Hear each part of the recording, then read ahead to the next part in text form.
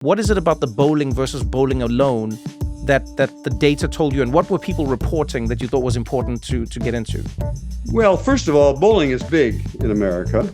You may not know this, but more Americans bowl than vote, for example. So wow. So we got to put polls at the bowling booth. When you put your fingers in, you should like get the little die and then you vote straight off. Yeah. That's what we should be doing. Agreed.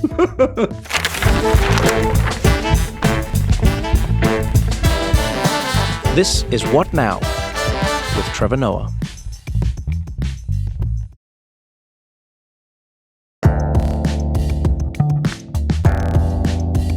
I cannot tell you how excited I am to have you on the podcast. And I think everyone will be, because Robert Putnam is one of those names that is surprisingly unknown, but then surprisingly very well known, depending on who you ask. So if you ask a lot of people in the streets, if you said, do you know Robert Putnam? They would probably maybe say no. Yes. But if the person in the street that you asked was somebody like Barack Obama, then he'd be like, yeah, I know Robert and I know him well. And you'd be like, wow. Actually, he would say, Bob, I've been over this. There's a really funny New York Times interview in which the New York Times interview was trying to say, I'm New York Times reporter, pretty well connected. I know Robert Putnam. And Barack just says, no, it's Bob. I like that. Hey, that's when you know somebody. So actually, let's talk about that, because although it seems crazy, will tie into everything that we're going to talk about today: loneliness, community, and fundamentally, funny enough, how all of it is integral in making sure that a democracy actually works, which I think is very important in America right now, because people are wondering if this democracy can and will work, in the next few decades. Yeah. And we're experiencing this around the world. But tell us a little bit about that. How does Barack Obama, President of the United States, come to know you as Bob? How does this journey begin? About 20 years ago, maybe not quite that, 15 years ago, maybe, I was trying to run a seminar. I was running a seminar of people, and the idea was to bring people from very, very diverse backgrounds together once every 3 months for a couple of years to try to figure out how to solve the problem of social isolation in America and its political consequences. It's not just loneliness. It also affects, as you said, and we're going to come back to that, the chances of democracy surviving. We had a big multidimensional matrix. We wanted to make sure we had enough men and women and blacks and Asians and Latinos and whites and old and young and rich and poor and business and labor, et cetera. You can imagine this multidimensional scheme. Right. And we got it all filled, but we had one box that we had not yet filled for a young black community organizer. And my son, who had been at Harvard Law School, said, you ought to check out this really bright guy I know who I play basketball with. Because it turns out my son, this is going to make you believe in the conspiracy theory of American life. My son happened to be on the Harvard Law Review with Barack, and they played basketball together. Wow. And he said, well, he's a community organizer out in Chicago. I said, bingo, that sort of fits our, the right matrix. So we got this guy here. He's one of the youngest people in the group. And he's very ambitious. It's clear he's very ambitious, but he's also cute. He's a little bit like like a mascot in this group. And so, in a summer camp, people develop nicknames. And our nickname for him was the Governor, because we thought, what a joke. This guy's ambitious, and he thinks he's going to eventually become hilarious governor of Illinois. This is the guy who 5 years later is the president of the United States. So you weren't wrong. Governor was a joke. It was a joke. There was something else that's important about him. Yes. He's very smart, but he's also, at least he can be very quiet. So, and this is a group of big egos. And so the first, we gathered on a Friday night and all day, much of Saturday up until lunch, everybody else was doing what we called station identification. That is, they were telling us how important they were and why their views were the most important. And Obama kept silent during all of that. And then after lunch, he'd say, I've been listening to this. I've been listening especially to Susan and to Josh, and they think they disagree. But I think underneath, Susan and Josh agree. And they did. And everybody around the table was open-mouthed. How did he see that? We've been all sitting through the same conversation. And the whole conversation was polarized in many different ways, but he saw a way in which he could frame an issue in ways that would be productive for the whole group going forward. Oh, wow. He's able to see through all this, all the fighting. Yeah. He's able to connect groups that don't necessarily think they have anything that connects them. But I feel like that's the perfect jumping off point to get into your work. And I won't say single-handedly, because you always give credit to your team, and I think that's important. But you have been at the forefront of helping us understand social isolation and why this can very well be the reason society crumbles. Society as we know it, Everyone talks about we're more polarized than ever. People say like, and I don't get along with the other parents at school. And people say like, I can't talk to my family because of politics. And I don't even know my neighbors' names. And at the same time, everyone says, I don't even know if this election will be the last one because democracy could be dead. Well, today we're going to be speaking to the man who really has worked on helping us understand the data behind the feeling. And you've written a few books about this. Bowling Alone was obviously, your seminal work, which was then, it went on like an interesting journey, and we'll talk about some of it, the praise, the criticism. Right. And then you talked about like making democracies work, etc. But let's start with the fundamental problem at the bottom of it. Sure. Why do you think it's such a big deal that people are or say they're lonely? What is the value of minimizing social isolation? Well, of course, there are reasons to worry about people being lonely. That's indeed the title of this film that's now, out and about on Netflix and in theaters. That's Join or Die, yeah. Join or Die. Your chances of dying are high, actually. Sorry to say that, but your chances of dying over the next year are cut in half by joining one group. And that is their real serious health effects. And this is controlling for everything you like. It is really social isolation that causes premature death, but it also undermines the foundation for democracy. And that's another part of the title. Join or Die refers to the fact that Benjamin Franklin, at the time of the founding of the American Republic, said, unless we join together, our democracy is going to die. That is, it refers both to the personal effects, which are big, and to the collective effects. And the collective effects, by the way, are not just democracy. Our economy grows more slowly. Our society becomes more unequal. The political polarization is a big consequence of the lack of social capital. And Bowling Alone, the book Bowling Alone, first published in about 2000, but most of it was written in the late 90s, said, we've been going downhill for a long time in terms of our connections. All sorts of connections. We've been going to fewer club meetings, but we've been going on fewer picnics, and we trust other people less, and we're less connected to our friends and to community organizations, but also to our family. All those ways in which we connect, all of them turned out to be going down when I wrote that book. And now, 25 years later, it turns out they've gone down even further. When you're talking about social connectedness, just to clarify this for people, what do you mean? Because there are people who will say, but Robert, I've got followers on Instagram, and I talk to people on my Facebook, and I see people at school. And what do you mean? Off that, I'm curious about the we, because my world is predominantly women and people of color, and our complaint is that we can't get rid of people. Like, like you've started off with like kind of this collective we, which I'd like to disrupt a bit, right? Because there is no real collective we, hence this kind of political differences that we have. And Black women in this country are probably one of the few groups where life expectancy is actually holding or going up, right?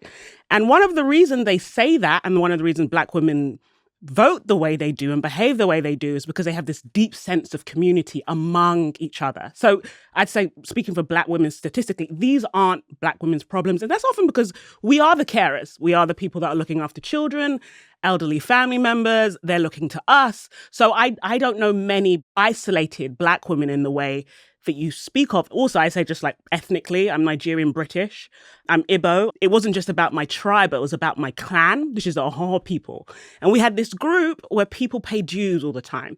And when my great uncle died, part of the dues contributed to his funeral. So I think for ethnic minorities in this country, whether it's Latinos, it's African Americans, it's Asians, there are different cultural ties there, that the idea of when I pick up the newspaper and I hear a story of somebody dying alone and they don't find the body for months, I'm like, How does that happen? Because there's 20 people knocking your door. But you see, and I'm not saying that from my personal experience, but you know. So I will say, funny enough, I hear you both saying the same thing, genuinely.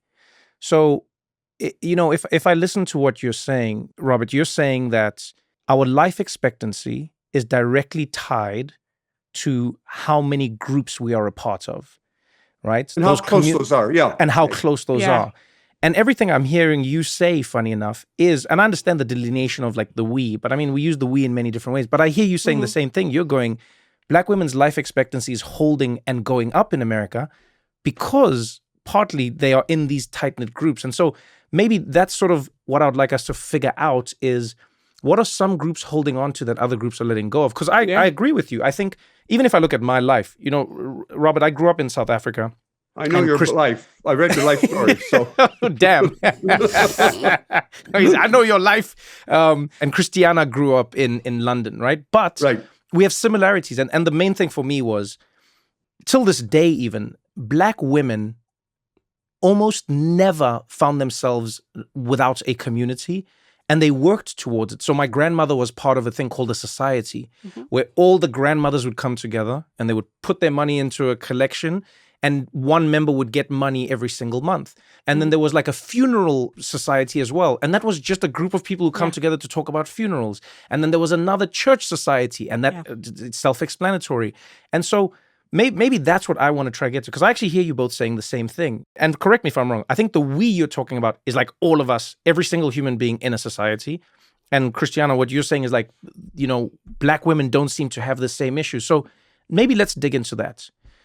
You did a lot of this work in Italy, right? A lot of your seminal work came from Italy. Originally, yes. Yes. And a lot of the time, you know, when I'm having conversations about what happens in America, I'll say to people, I know America is the be-all and end-all for many people, but I think a lot of America's issues and ideas can be solved or have been solved in other countries. You know, you go to Italy, and really you're on this journey of trying to understand why democracies work better or worse, or even to get more granular, you're trying to understand why some people trust government more, why some people trust institutions more, and why some governments and institutions are working better for the people that they're looking after. Right. And help me understand how Italy ties the story together for you. What do you learn in Italy? Well, I want to step back just a little bit.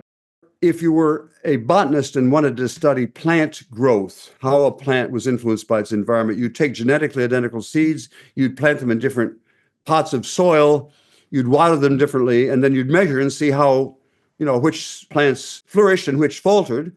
And then you knew it'd be something that you did in the soil or something, or how much you watered them. That's what Italians did in Italy in 1970. They created a new set of regional governments all across Italy, from the up in the Alps to down in Sicily. They all had the same powers and money. They looked the same on paper, but the environments into which they were implanted were very, very different. Some were very advanced economically, some were very backward economically, some were Catholic, some were communist, etc. And so we, for 20, 25 years, followed those regional governments. We could see that some of them were very successful, not only in terms of were they able to build daycare centers when they planned to, but also in terms of what did the people think. And so we could see there were some successful governments and some failures. And then the question is, well, what was in the soil? And we had a lot of different ideas. We thought maybe it was just economic wealth made the difference, or we thought maybe it was education that made a difference. But we didn't guess what it turned out to be, which was choral societies, singing groups, and football clubs and so on, by which I mean in some places of Italy, people in the region connected with one another across various lines, singing together. So that's what we came to call social capital. We were talking about these bonds that brought people in a given region or community together across lines. And in northern Italy, especially north central Italy, around Bologna, for example, there was a lot of that kind of what I came to call social capital, that is, these connections among people. And they had very effective, still do, very, very effective regional governments. But some places, especially in the South, they didn't. They didn't have those kinds of groups, and they had terrible, corrupt, inefficient, never answered the phone even, regional governments. Now, now I'm coming back to what Christiana asked about. Did they just have no groups down there? No, they had very tiny little groups, families. They looked after their own immediate family, but weren't involved in groups with people, even on the other side of the street, much less on the other side of town. Now, what I'm trying to say is their we was strong, but very narrow. And what was characteristic up north was that they had much broader groups in which people from different families and different walks of life would come together to sing.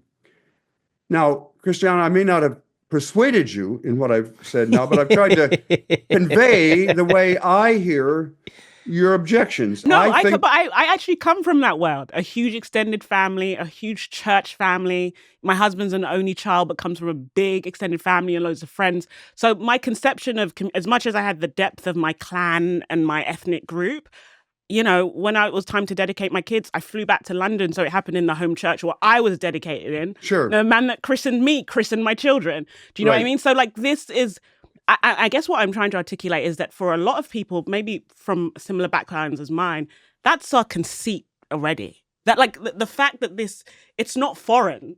do you get where I'm going from? Yeah, I hear what you're saying. It's like this extended group and clan, and it's very different and it's very diverse. So there's one thing I want us to get to in a way. Maybe let's start with this part. The why. Why does it change anything?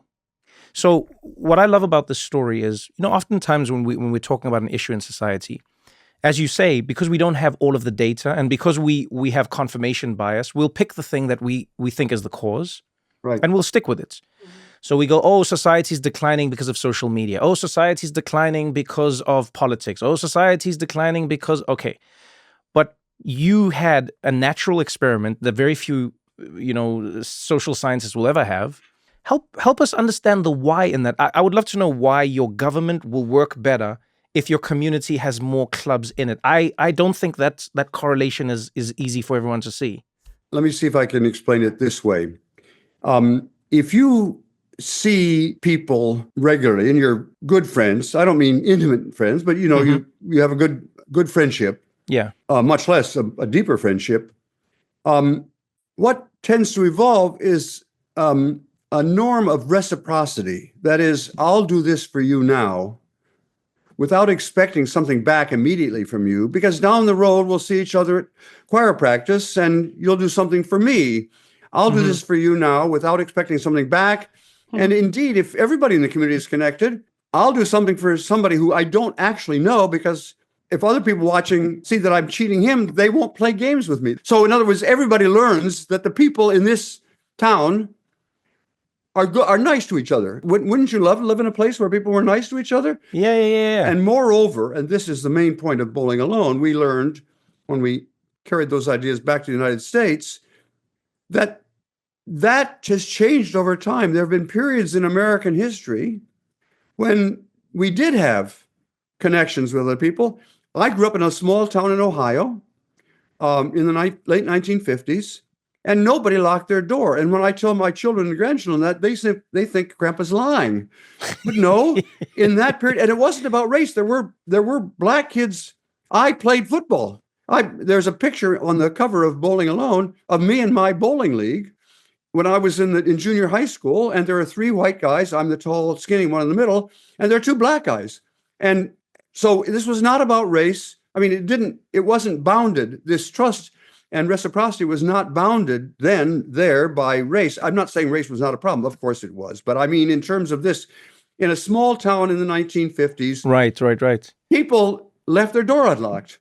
And that's because of what I in my jargon call social capital. So all I'm saying is not that every single person in America has lost trust or has become untrustworthy, but on average, and we've now shown this to be true all over America, people are less connected and therefore less trustworthy than they used to be. There are differences across America, and the places that are still relatively high are in social connection, are somewhat more trustworthy. Indeed, I'm sorry, I'm going to tell you more social science than you want to know. People do an interesting study. They drop letters on the street with money in them, sealed, but with money in them and addressed. And then they ask, in any given town or a neighborhood, how many of those letters are actually put in the mailbox so the owner can get their money back? What a fascinating experiment. There are cities in America where your odds of getting your money back, if you drop it in an envelope, drop it on the street, are zero. And there are places, this is hard to believe, there are places in America where if you drop an envelope with money in it, you're 80% likely to get the money back. So that's big amazing. Differences. Yeah. So Bob, maybe help us understand, the idea of bowling alone, because Sure. I think, it is important to help people understand that, first of all, it is an example. Yes. Right. Mm-hmm. And I think what you liked about it is sort of why it connects with me, is that it's a simple example to understand, right? Because everyone can go bowling, but it's the alone that really became the signifier that showed what was going wrong in America and in many other parts of the world where people are experiencing this. So help us understand. There's been virtually no decline in bowling itself, but it used to be that people bowled in teams, in leagues. And there has been a complete collapse of team bowling, of league bowling. And when I told a friend of mine that, he said, "Oh, you mean we're bowling alone?" And I thought, that's a good title for a book, if ever I write a book about this. And it turned out to be a good title. But what is the difference? What is the experiential difference? Yes. Christiana, have you ever bowled? Yeah, a couple times, but I'm from England, so Yeah, that's it's more true. Of a football team culture. No. Okay, I just bowling. wanted. Actually, I know where every bowling alley in London is, because whenever I've gone over there, I'm selling books.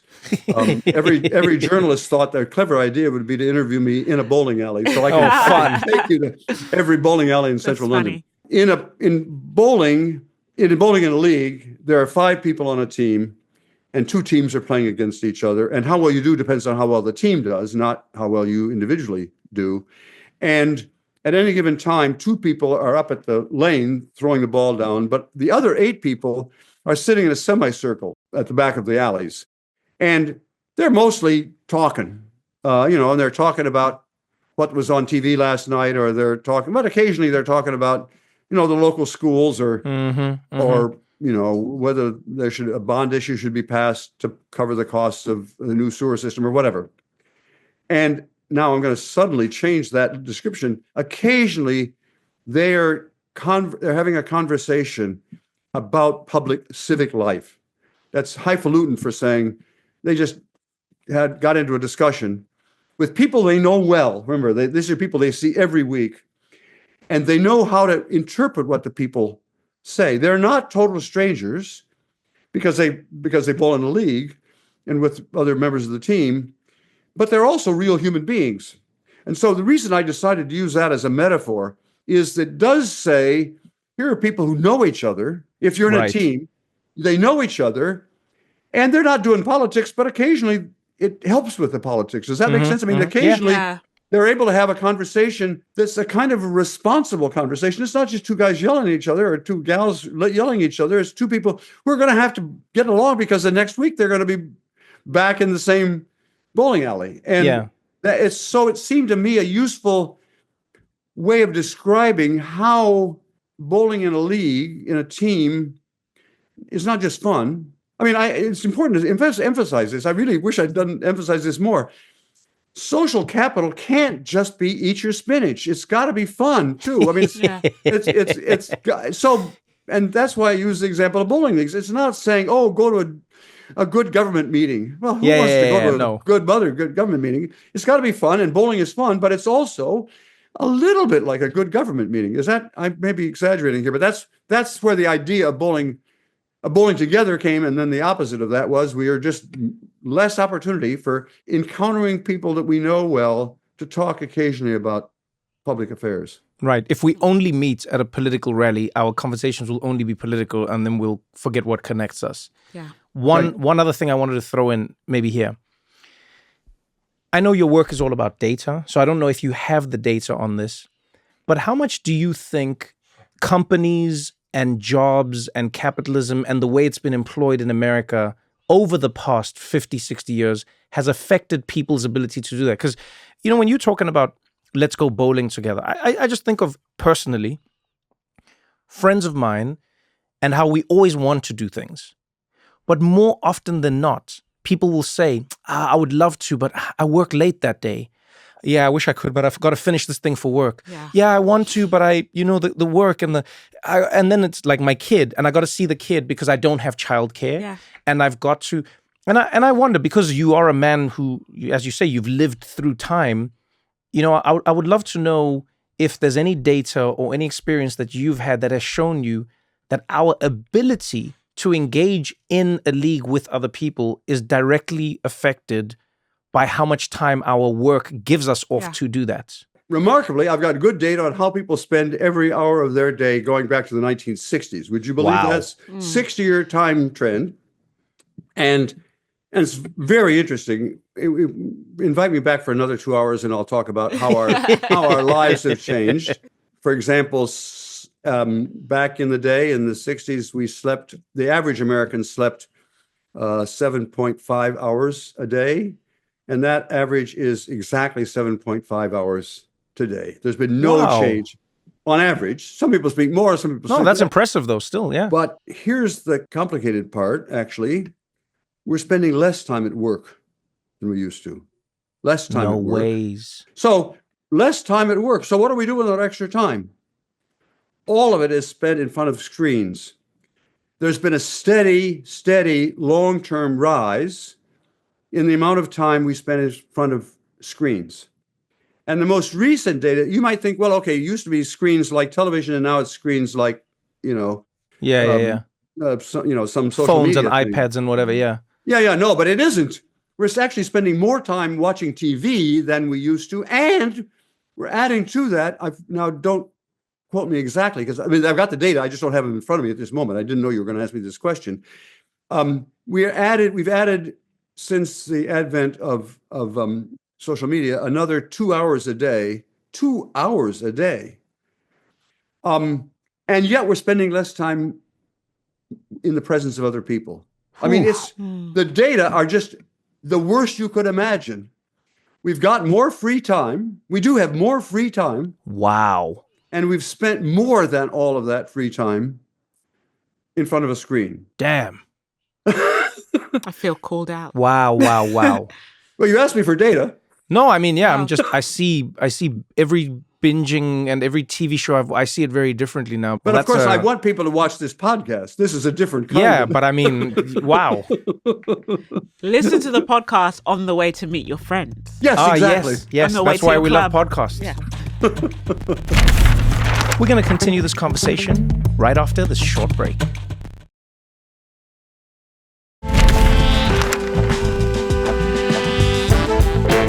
Robert, I'm really curious about what you think. Like, I'm a millennial and I have like younger cousins who are Gen Z, and we spend a lot of our time on the internet. Like, right. I met my spouse through Twitter, as crazy as that sounds. Right. So this is a world where people meet their spouses, whether it's Tinder or Instagram. And then Gen Z, they spend probably a disproportionate amount of their time online. And for some people, and I think in my generation and younger, that's where they found their connections. Would you think that's a problem, or do you think that can be an alternative third space that maybe can foster that sense of trust? Christiana, you asked lots of really good questions, and they're all complicated. And I'm gonna try. I'm a complicated person, Robert. I'm sorry. Did you say Robert? No, it's Bob. Please. So, Oh, we get Bob now. We get Bob. Wow. Okay. Okay. I was going to say Professor Putnam. Oh, please. I mean, if I get a phone call, and the person says, Robert, I just hang up right away. Because if they know me, it's a nice screener I use as answering the phone. Okay, Bob. Okay. I want to say a couple of things about social media and virtual connections, and how they compare to real face-to-face connections. What some people call IRL, in real life. When social media first came out, everybody thought it was, unbelievably great. world peace was going to break out. We would all be friends with each other because we were all connecting across. That always at that time seemed a little strange to me. But the academic work, although that's true, was always more skeptical than the people who were making money by getting us onto their websites. Yeah, of course. Mm-hmm. But the real question at that point, if I can put it this way, is Facebook better or worse than bowling leagues? I'm using that as just as labels for those two things. And for a long time, the academics said, I don't know, there's some ways in which Facebook is not as good as bowling leagues. But, you can guess what Mark Zuckerberg thought. And then he, one point, said, well, okay, maybe Putnam is right, but we're going to create a new kind of Facebook that's going to be even super dandier, and it's going to be wonderful, even better than bowling leagues. But the academic research, I repeat, was always skeptical about that. But then came a terrible natural experiment, COVID. But now, I promised you I was going to get more complicated, but I can tell that Christiana likes to deal with complications, so I'm going to... I have so far been phrasing this problem as if the choice we had was between either face-to-face or social media, right? Yes. Yeah. But actually, that's not true. Almost all of our networks today are simultaneously face-to-face and internet-based. Yeah. My wife, Rosemary, and I do see each other a lot every day. That is, there's a face-to-face relationship there. But she has a different office than mine. And astonishingly, much of the time I send her an email or send her a text and she responds. It's not, we have one set of relationships that are face-to-face and a different set of relationships that are internet-based. They're the same. And I want to use a metaphor here if I can. In chemistry, we have the idea of an alloy is a mixture of two different base chemicals, like tin and copper, and you stir it and heat it and so on, and you get something that is neither tin nor copper, but I never can remember, bronze or brass or something like that. Right. And brass is different from either the tin or the copper. Okay, so far so good? Yeah. Now what I'm saying is all of our networks today are alloys. So the question really is, how can we get an alloy that has the benefits of both? Yeah. That is to say, could we find a way to create a network that has the advantages that the internet has of not depending upon space, but that has the advantages of face-to-faceness, namely you can actually get together and cooperate with somebody. Do we know how to do that? And the answer is we sure do. Okay. We know how to, for example, there are networks that are internet-based for neighborhoods, and it's easy to contact the other people just whenever you get the idea. You want to borrow a rake or something, you just send out an email. But then they're also in the neighborhood, so I can go and get the... You go get the rake in person. Right. So it's not a technical problem. So why don't we have lots of these things? It sounds like it'd be wonderful to have this, right? And it turns out the real answer is these big companies. They know how to do it. They know, and I know this because I've talked personally. They invited me, Bob Putnam, out to wherever it was in Silicon Valley to talk about social capital. Amazing. And we had a wonderful conversation. They clearly knew what I meant, and they knew the difference between face-to-face and connected, and they knew how to they conveyed the idea that they knew how to... Oh, they knew how to use their tools to get people to connect in person. Yes, but why don't they do that? Answer, when it's much better for their business line if people fight than if they cooperate. Yeah. You can't sell ads in person. That's another problem. No, it's true though. You can't monetize people's connections when they aren't digital, and so now you're limiting your revenue. You know, this seems like a similar problem that exists in many different industries and fields, right? In that, like, let's say food. Mm-hmm. There's nothing wrong with drinking a glass of Coke. There really isn't. There's nothing wrong with having a burger from McDonald's or whatever. There really isn't. However, those products are oftentimes made to make you crave them and want them way more than you naturally would. Yeah. Right? And you know this because you as a person, just think about you as a person. You do not say to yourself, I should do that again. You don't. You go like, I can't believe I did that again. I had too much of it. But then you want more of it. And then you want more of it. And then you want more of it, right? And we're supposed to be having, quote unquote, a balanced diet. So it's like, have your vegetables, have the salad, have the stew, have the this, have the that, and then have your snacks and you'll be fine.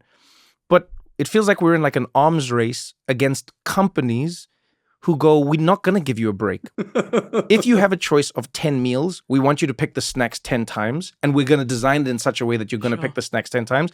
But then on the outside, they'll say, no, we want you to eat healthy. And you're like, yes, but you made your product so that I can't. Do you get what I'm saying? Yeah. And I think the same thing goes for, like what you're saying about social capital is, they'll say it, we want to connect people, but they don't. You know how you know they don't want you to stop using the product? The simplest answer is infinite scroll. Yeah. Right? If social media companies wanted us to not endlessly use their product, because they'll even have a label that's like, hey, remember to take a break now and then. Yo, you can just make me take a break. Yeah. They could literally just go like TikTok, scroll, you're done. This is your limit for the day. Yeah. And you know what? I almost think that people would actually like the product more because people would go, oh yeah, I finished my TikTok for today. I'm done. Yeah. You know what? Like you're chronically online. Let's not talk about me. No, we must talk about you. I'm an addict. But Bob, it's so funny. You mentioned the neighborhood group and the rake. So recently I joined my neighborhood WhatsApp group. And it's very NIMBY. I thought it was very NIMBY-ish. But there was just like legit concerns about crime in the neighborhood and the LAPD getting out when they would come out. And, you know, sometimes people be like, there's someone walking in the neighborhood. This is their description. They're a bit suspicious. And there was one day it got a bit loaded because it was just like, there's a black guy. He's in a hoodie or something like that. Very fit the description.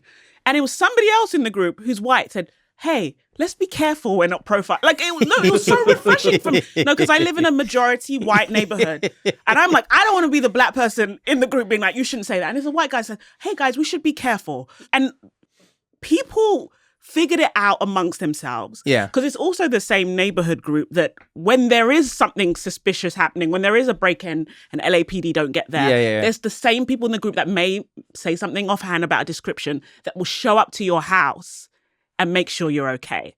And there's something about that group that's completely transformed. Like, I would be sensitive typically if I read about a description. But that everyone has this trust among each other to say, even if we say the wrong thing, we don't mean it in the wrong way. We want to keep our neighborhood safe.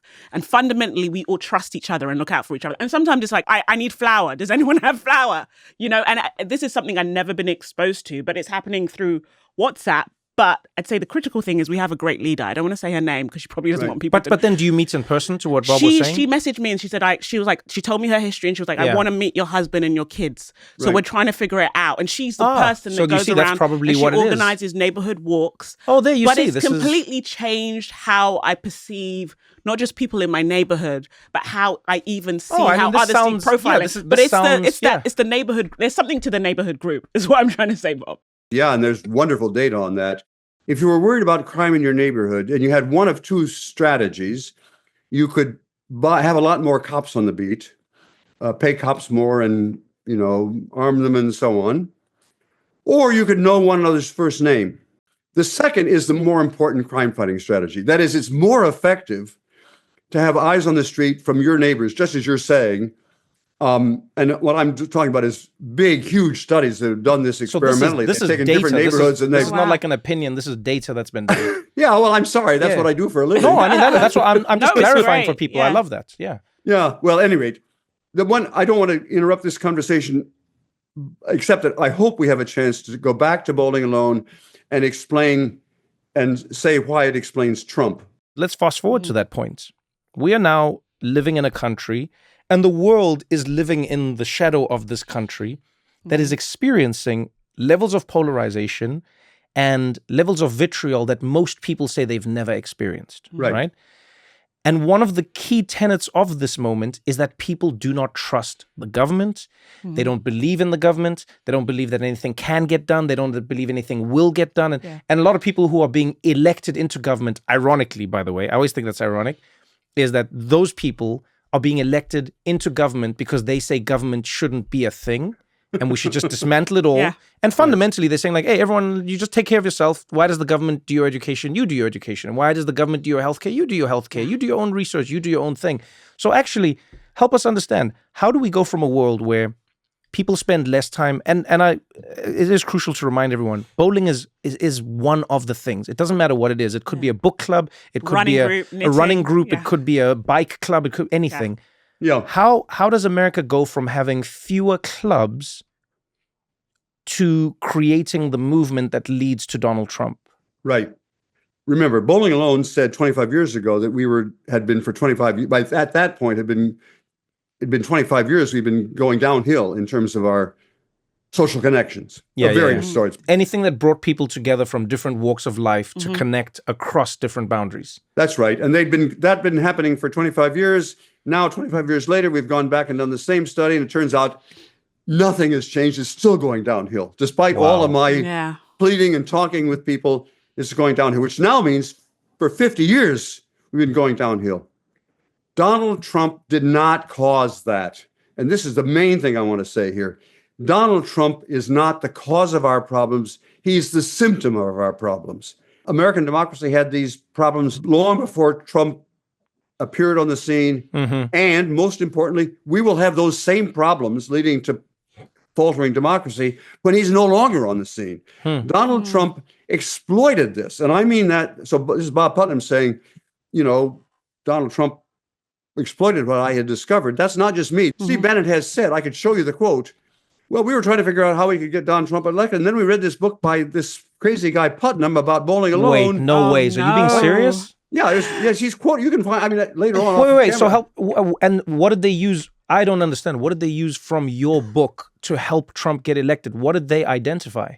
They said, effectively, as I said in the book, but I wasn't doing it, you have all these isolated people. They're ripe for having a kind of populist come to power and say, you're all unhappy and isolated. Trust me, I'm the one. Does that sound familiar? Does that sound like he's the guy? Yeah. Well, that's what Bowling Alone said, and I didn't act on it. Maybe I should have. Maybe I could have. You could have been the president. You could have been president. President Bob Putnam. And J.D. Vance has said something very similar to this. There's lots of empirical evidence. I won't bore you with all the data. There's lots of data that's saying the strongest predictor, actually, of support for Donald Trump, of places that support Donald Trump and people that support Donald Trump, is social isolation. Now we're not just talking hypothetically, it'd be nice to have more people joining clubs. We're saying the pickle that we're in as a country is precisely due to the fact that we're no longer bowling isolated. Together. Yeah. I'm not trying to say we ought to reconstruct bowling leagues, but it's got to be something that brings us face to face. Is that making sense, Trevor? No, you know why it makes complete sense is because I think of it through a few lenses. Like you and I have talked about this a bunch. I go, one of the things I'm saddest about in America and I see around the world is the decline of churches. Yes. Because I understand that religion has many issues that it's come with, whether it's pastors, whether it's, the way they treat certain people, whatever it might be, right? But man, you take for granted what that building did. Yes. There are very few places in our societies where you can come and regardless of the language you speak, the color of your skin, your socioeconomic background, your location, whatever it is, you are allowed to join and identify as being part of that group. And I've always thought that's maybe the most important thing, is the fact that you can become a part of it. Do you get what I'm saying? That's like really, really important to me. And I think about it through that lens. I go like, wow, man, I understand that people go like, oh yeah, religion, I don't care about it. And I'm like, yes, but you're also losing the church. And the church was the place where you saw people to tell them you were sick. The church was the place where you got a little help. The church was the place where you found out about a new job listing. Music lesson. People learn instruments. People learned music. People think about how all the greatest singers of like, the last whatever many decades have all come from church. Yeah. So the training, the connections, the understanding that it came from. And it's funny that you say that. When we were still on the Daily Show, I remember the thing I used to talk to everyone about was how Jordan Klepper would say this. I'd say to him, he'd go to all these Trump rallies. And I said, Jordan, what do you notice when you're at the Trump rallies? What do you notice that we don't from far? And he said something really fascinating to me once. He said, a lot of people are there for the vibes. Yes. He said, a lot of people are there for the vibes. And you think about it, Donald Trump created many clubs where clubs didn't exist. He said, I'm coming to your town. I'm going to sell you hats that you can all wear. Mm-hmm. We're going to sell you little scarves that you can all wear. And you're going to come into a room. And then, you know what? We're all going to hang out and chant this. You know when I knew that Trump, by the way, Bob, had reached the pinnacle of understanding this? Is when he was at a political rally, right? People are there, ostensibly, to hear about your plan for the future of the country and how you plan to run the economy. And Trump was just like, let's just dance. Do you remember that moment? He's done a lot. I don't remember that particular one. You don't remember that moment? Yeah, sure. I do. This was one of, I remember watching that moment going, this man is either, he's completely lost it, or he is a savant who's completely understood it. Yeah. And now I think he's the latter. Yeah. I thought he was a former. Yeah, Donald Trump realized in that moment, he's like, man, you guys you're not here because of like what I'm going to do with the economy or not do with you just came here to hang out and we're in a club and everyone in that club says the same thing. We've been forgotten. Yeah. So there's a man who grew up in a town where the factory was shut down and that was a piece of his club.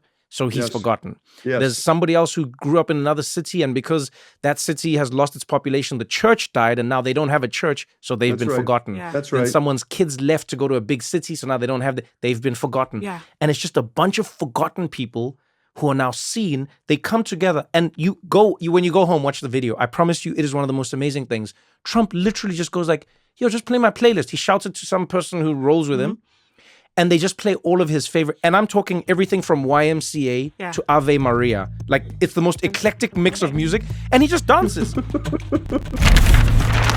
Don't go anywhere, because we got more What Now after this.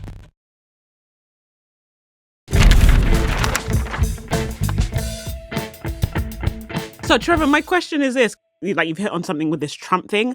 How do we guarantee in this crazy world we live in that people don't start clubs of hate? Which I think what Trump did as much. Oh, that's a good question. You know actually. what I mean? It's just like, because that's then my concern. Because right? the Ku Klux Klan is definitely a club. It's they a local. Bonded, it's a local club membership. Yeah, they took care of each other. They got uniforms. Yeah, it's just like, how do we, in this like very polarized moment where where all sides seem to have deep resentment for each other, how do we make sure these clubs don't become spaces? Or is that even necessary? Well, yes, I think it is necessary. There are different kinds of social capital, different kinds of networks. And one important distinction is between what I call bridging social capital, that is ties that link you to people unlike yourself, and bonding social capital. Bonding social capital are the ties that link you to people just like yourself. Oh.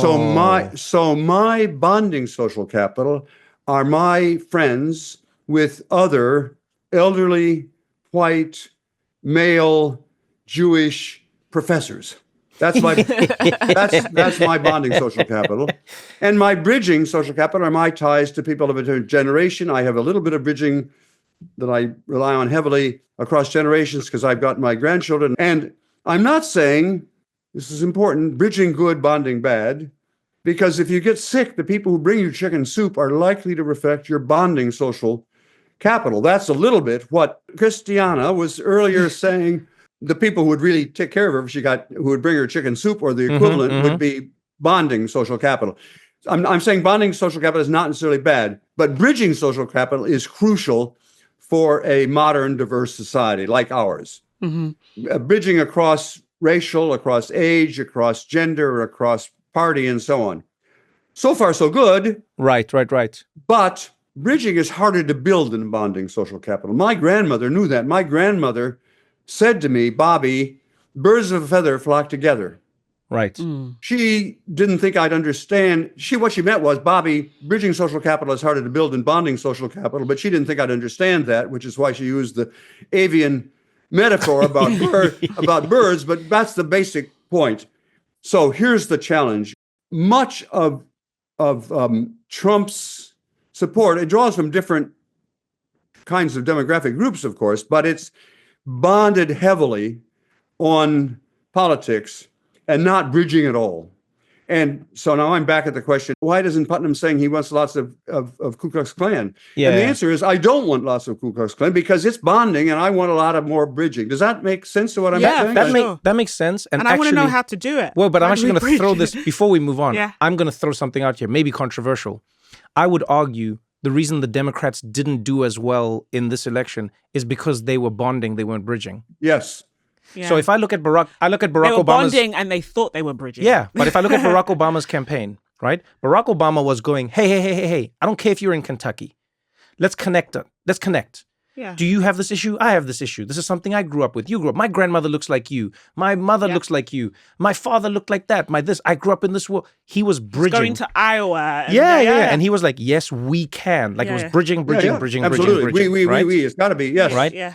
And so as much as it's easy for everyone to be like Donald Trump and blah, blah, and we're all guilty of that.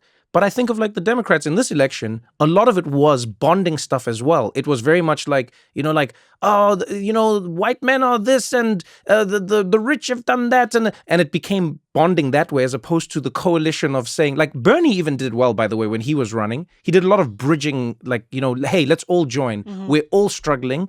Let's all come together as struggling people. We all deserve healthcare. You all, doesn't matter where you're from, bridge.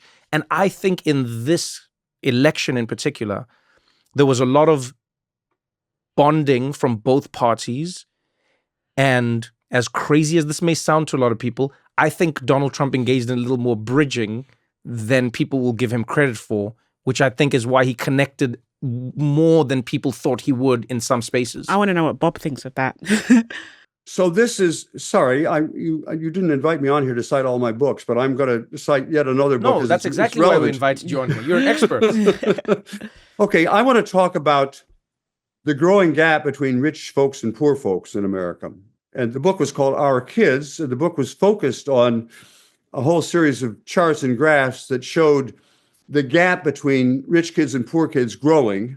Mm-hmm. And I'll say more about what I meant by that. But in particular, by rich, I didn't mean literally having lots of money. The book is based on the upper third of American society, which is basically college-educated folks. Okay. And the lower two-thirds of America, which is basically people who didn't graduate from 4 years of college. And what that book showed is a growing gap also among their parents. Those two groups are increasingly, they don't marry one another. It used to be that there were people would marry across these class lines, but they don't now. They used to be that they would live in the same neighborhood, but we're increasingly living in not racially segregated, but class segregated homes. And what I'm trying to say is that class lens was, when I wrote the book, at least as important as the racial lens. And it's becoming, relatively speaking, the class lens is becoming more important relative to the racial lens. The plight facing working class whites is the same as the plight facing working class blacks. That's what Bernie Sanders noticed. He was talking about everybody. Mm-hmm. He was down not at the bottom, meaning the poorest of the poor, but the lower two-thirds of the country. Right. And I think that the Democratic Party, this may be controversial, I think the Democratic Party has got to start focusing more on those class differences and less exclusively on the racial or other identity issues. Now, it sounds like I'm saying let's forget about black folks, and I'm not saying that. I'm saying let's really focus on working class black folks because they're the ones who are falling further and further behind. Yeah, to follow up on that, they because a lot has been said about black male increasing vote for Republican. Yes. They actually split the vote and they look at the black male vote specifically. And the black men most likely to vote for Trump were non-college educated and unchurched. Exactly. Whereas unchurched as well. That was the key. They were secular up to a high school diploma. Yeah. Young black men. That's the group most likely to vote for Trump. The black men that voted Democrat are college educated, tend to attend church, professionals. Yeah, and that's where, and they vote at similar levels for Democrats as black women do in general. So that group that's actually splitting off from the Democratic Party is like the most oppressed class among black people. I almost want to know what you think the future will be, because I remember speaking, I forget who this person was. It was such a wonderful conversation we had in one of my first times going to London. And I was talking to them about living in America, and I was talking to them about coming from South Africa and everything. And this woman said to me, she said, "Oh, darling," she said, "I can't wait for South Africa and America to get over race, because then they'll realize that everything's all about class, baby. It's all about class. And it really was an interesting idea, which has stuck with me, because I go like, yeah. The most classy society ever. No, yeah, but what I liked about it was this, is she forced me to hone in on something that I think people do take for granted. Yeah. Oftentimes when we talk about issues that are like pertaining to black people, you'd be like, oh, black people have... That has just become an easy identifier for a class issue, right? And Yes, that's why exactly. that's why people like Dr. Martin Luther King, like MLK was like, yo, I'm fighting for class. A lot of his stuff was class related. Very socialist. Yeah, he was fighting for class, and black people are disproportionately affected by it. Mm-hmm. But that's why, like, even the Black Panther Party, they found a coalition between white people who were proudly racist and black people who were militantly fighting against racism. But they were like, yo. Union jobs. Yeah, the guy was like, hey, man, we should all come together because we're all being affected by this. And in all of these cases, by the way, they formed clubs. The Black Panthers formed a mini club that wasn't the Black Panthers, that involved all of these poor people. Yeah. Dr. Martin Luther King, he formed multiple clubs and chapters and all of these organizations. And it's interesting to see what you're saying is like these clubs came together around the issue of class. And so now let me ask you this then. So do you think, say, the people who are in the bottom 2/3, Yes. are they more likely to be negatively affected by not having a social club? Yes. And they're certainly much more likely to be socially isolated. I mean, Okay. they've got at least 2 strikes against them. Well, maybe 3. A, they're more socially isolated. Okay. And B, they're poorer financially. Mm-hmm. And C, they have got less education. So all that, those folks are in a pickle. And what that means is it's important to just understand the math. This is simple arithmetic. We could have a clean system here in which we had all the college educated people, vote for the Democrats, and all the non-college educated people vote for the Republicans. What's wrong with that? Well, there are a lot more of them than of us. We, the Democrats, if we're going to retain power democratically, we've got to begin appealing, not ignoring race. I'm not saying that, but appealing more to the class-based interests. I want to try to end with 3 to-dos. Oh, yeah, that's great, because that's what Cristiano was asking for. What were you going to ask? Because then you can say it, and then I was asking for my homework, the to-dos. Okay, great. So the what now? The what now, what Bob now? Putnam? I'm going to try to keep it simple, not because you guys couldn't understand something more complicated, but because I think we've got to understand in very simple terms. 1, go young. It's much more important that we focus on young people, regardless of where they are right now, because they are the future. And I'm now talking as an historian, looking back, not just over the last, 5, 10, 20, 50 years. I'm looking over the last 125 years. In my last book, which was called The Upswing, I looked over the whole of American history over the last 125 years. And big changes are not the creation of old guys like me. Old guys like me, sometimes we've been around so long that we understand that it doesn't have to be the way it is today. But we're not the people who have the ideas that will work to build social capital and save America in the, 2050s or something. I'm going to be long gone. So first thing is go young and inspire the young people to come up with the new bowling leagues. It's not going to be bowling leagues. It's going to be something else, but almost surely will involve something of high tech, but it will involve real personal relations with other Before you people. move on, a perfect example of that for me was Pokemon Go. So I'm assuming neither of you played it, but I was a huge Pokemon Go fan. Huge. I think this was the best execution of a video game in the modern age, because it was a video game that everyone played. It was on your phones, right? And the goal was to catch Pokemon. You don't need to know what any of this is. Just think of a game where you're trying to catch little creatures. Okay. But what they did that was amazing was you had to catch the creatures in the real world. So they used your camera on your phone, and you would literally have to run out into the streets to catch these digital creatures. And so at first it was just like, oh, this is silly and this is fun. But I'll never forget the joy I experienced when one night I was in New York and I was running with a group of people in Central Park. Strangers at 11:30 p.m. because someone had tweeted and told us that there was a Snorlax, which is one of the creatures. There was a Snorlax in Central Park. And Bob and Christiana, when I tell you, there were, if I was just to estimate, there were like maybe 500 people from like little kids who had dragged their parents out of the house all the way through to like adults who were playing the game running. And I remember at one point, one of the kids turned, looked at me, well, because we're all running, because there's a time limit. You don't know how long the creature will be there for. So we're all running through Central Park together. And one of the kids turns, looks at me. This kid's like maybe like 14, 15. And he looks at me and he's like, Trevor Noah. He's like, you playing Pokemon Go? And he's like, now I know I'm in the right place. And we run together. But what I loved about it was, to what you're saying, it was the perfect culmination. It wasn't the either or. Yeah. We were all playing a digital alloy. game. It was the alloy. You could play the game at home, and we were playing it at home, but you could not help but bump into other people who were playing the game as well in the real world. And it was such a beautiful, because once the Snorlax was gone, all everyone could do now was talk. Where are you from? Hey, where do you live? Yeah. Where did you what's the best one you've caught? What have you? And this was like, the game won awards, by the way, even for getting people fit and running and moving. But I love that. So that when you say the going young and figuring out the hybrid, I think there are ways to do it. Because some people be like, I don't know if you can. I think we actually have seen one of the ways, and I know because I played it. But yes, okay. So what's rule number 2? Rule number 2 is go local.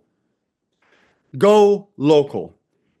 All the times that there have been major social revolutions, they bubbled up from the bottom. And at local levels, people can more easily collaborate across party and other lines because somebody's got to fix the sewers. And so you don't have to have an ideological discussion about how important is the environment. Everybody knows that the sewers got to be fixed if we're going to be able to survive in this town, or the schools. You can have a national debate about, I don't know, some issue in education, but somebody's got to fix our schools right here. Mm-hmm. And so sometimes left-wingers are in favor of national solutions. For race, we did have to go national because there were whole regions of the country which were, if we went local, we would have stayed segregated forever. So I'm not saying always go local, but if you want to have a major revolution, and this is exactly what MLK did, right? He didn't start with his March on Washington. He started in Montgomery. What do you think is the most important social reform in the history of America? I'm going to tell you in just a second. The high school. When was the high school invented? The high school was invented in 1910. God did not invent the high school. It was invented recently. And where was the high school? By high school, I mean a secondary school, a public high school that everybody could go to. Yeah. We'd had private schools, of course, as like Eton or whatever, but I'm talking about public high schools. First place in the world was in 1910 in flyover country in America. It was not invented in Massachusetts or in Chicago or in LA or what. It was invented in small towns in the middle of America. And it went viral.